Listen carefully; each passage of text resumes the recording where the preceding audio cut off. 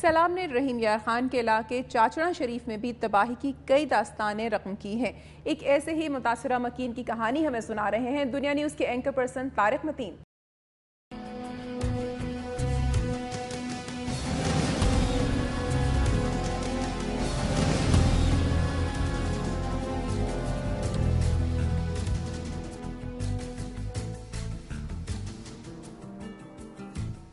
سیلاب زدہ علاقوں سے گزرتی ہماری ٹیم چاچڑا شریف پہنچی تو جگہ نئی تھی، چہرے نئے تھے، لیکن دکھ وہی تھا، وہی بے سر و سامانی، وہی ڈوبے ٹوٹے ہوئے گھر، وہی بھوک، وہی پیاس، وہی بیماری۔ یہیں ہمارے کیمرامین اعجاز کو گلشیر ملا، پتھروں پہ بیٹھا پانی کو تک رہا تھا اور اپنی قسمت پر پڑے پتھر اور اپنی محنت پر پھرے پانی پر حیران۔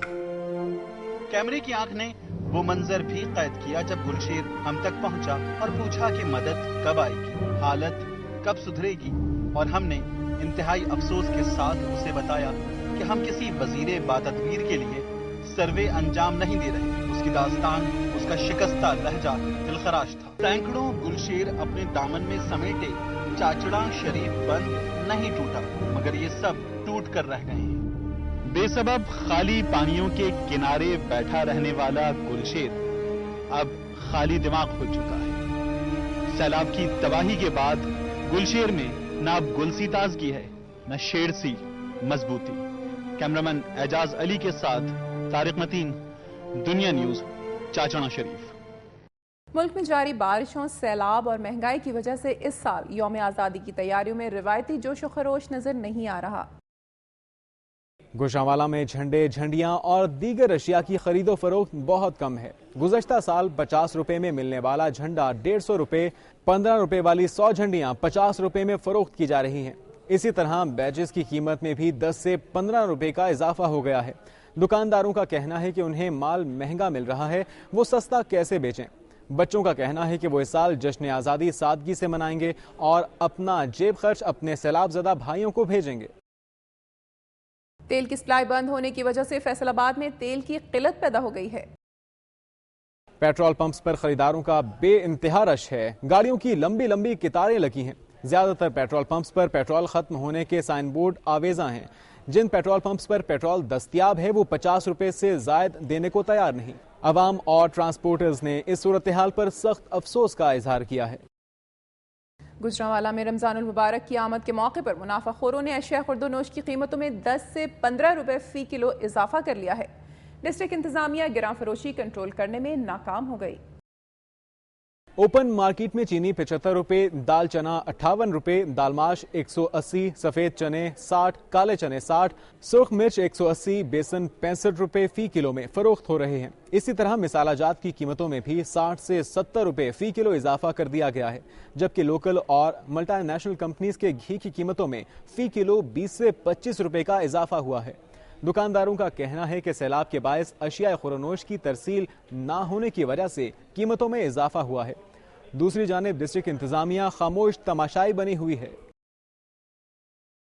ننکانہ صاحب میں ضلع حکومت کی جانب سے 76 معذور افراد میں ٹرائی سائیکل، 36 میں ویل چیئرز اور 100 افراد میں بیساکھیاں تقسیم کی گئیں۔ تقریب سے خطاب کرتے ہوئے مہمان خصوصی خسرو پرویز نے تجویز دی کہ معذور افراد کو احساس محرومی سے بچانے کے لیے ان کے سرپرست کو گورنمنٹ ملازمت دی جائے یا اسے ایسا کاروبار شروع کرا دیا جائے جس سے ان کی مسلسل مالی معاونت ہو سکے۔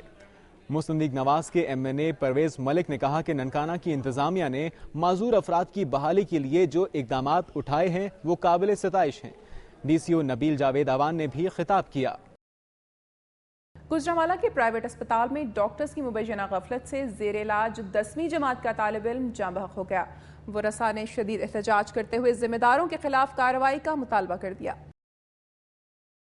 راہوالی کے رہائشی 10ویں کلاس کے طالب علم ذیشان اکرم کو سر میں درد تھا، جسے گزشتہ روز طبی امداد کی فراہمی کے لیے نجی اسپتال میں لایا گیا، جہاں وہ 24 گھنٹے زیر علاج رہنے کے بعد دم توڑ گیا۔ اس حوالے سے ورثاء کا کہنا ہے کہ ذیشان کو سر میں معمولی درد کی بنا پر چیک اپ کے لیے اسپتال لایا گیا، جہاں ڈاکٹرز نے اسے داخل کر کے علاج شروع کر دیا۔ ورثاء اور عزیز وقارب نے شدید احتجاج کرتے ہوئے الزام عائد کیا ہے کہ ان کے بچے کی ہلاکت ڈاکٹرز کے غلط علاج اور غفلت کے باعث ہوئی ہے۔ ذمہ داروں کے خلاف کارروائی کی جائے۔ واقعے کی اطلاع ملنے پر نوجوان کے عزیز و اقارب بڑی تعداد میں اسپتال کے باہر جمع ہو گئے، جس کے باعث پولیس کی بھاری نفری طلب کر لی گئی۔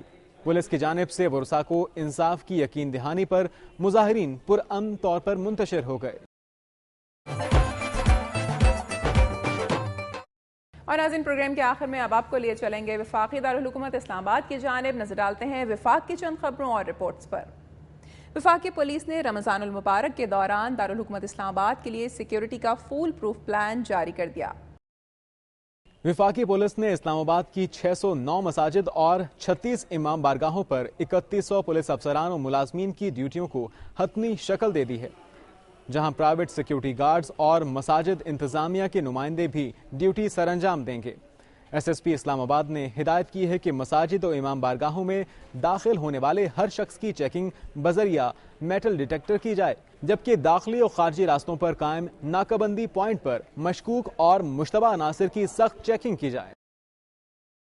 ناظرین، آج کا پروگرام آپ نے ملاحظہ کیا، دکھ اور سکھ زندگی کا لازمی جزو ہے اور اقوام عالم کو بھی کسی نہ کسی بڑی قدرتی آفت کا سامنا کرنا پڑا ہے۔ ہمارا ملک بھی اس وقت سیلاب کی تباہ کاریوں کا شکار ہے۔ حکومت اپنی استعداد کے مطابق امدادی کارروائیاں تو یقیناً کر رہی ہوگی، لیکن یہ امداد اس نقصان کے مقابلے میں کہیں کم ہے جس کا سامنا عوام کو ہے، اور جو زندگی کی گاڑی چلانے کے لیے اپنی جان تک داؤ پر لگانے سے گریز نہیں کر رہے۔